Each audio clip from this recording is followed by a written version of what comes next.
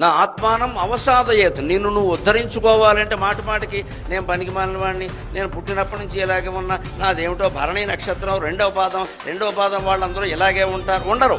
అనవసరంగా నిన్ను నువ్వు బాగు చేసుకోవడం ఇష్టం లేక బద్ధకమై మాట్లాడుతున్నావు ఈ నక్షత్రాల గురించి, జాతకాల గురించి. నువ్వు బాగుపడతానంటే ఏ గ్రహం నీకు అడ్డంగా లేదు ఇక్కడ, నీ బుద్ధి అనే శని గ్రహం తప్ప. వీడికి బద్ధకం, వీడు పుస్తకం చదవడు, వీడు పోటీ పరీక్షలకు వెళ్ళాడు. వీడు ఏమంటాడు, వీడు నాకు శని మహర్దశ నడుస్తుంది, ఏం నడవట్లా, నీ బుద్ధే నడుస్తుంది అక్కడ. అలా అయితే అంతకంటే గొప్ప దశలు ఉన్న వాళ్ళందరికీ ఉద్యోగాలు వచ్చేయాలి కదా. ఎందుకు ఇవన్నీ ఈ పిచ్చి నమ్మకాలన్నీ ఇక్కడ? నా ఆత్మానం అవసాదయేత్, నిన్ను నువ్వు ఉద్ధరించుకోవలసిందే. నిన్ను నువ్వు ఎప్పుడూ కించపరుచుకుంటూ మాట్లాడొద్దు.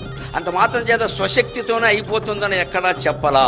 గ్రహాలు అనుకూలంగా ఉన్నా నీ ప్రయత్నం లేకపోతే ఫలించదు. నీ ప్రయత్నం ఒక్కటి ఉంటే సరిపోదు. అందుకే మనకు కొన్ని ముహూర్తాలు శుభలక్షణాలు ఉంటాయి. మన మీద మనకి నమ్మకం ఉండాలి, మన పుట్టించిన భగవంతుడి మీద నమ్మకం ఉండాలి. అప్పుడే ఉద్ధరింపబడ్డం జరుగుతుంది.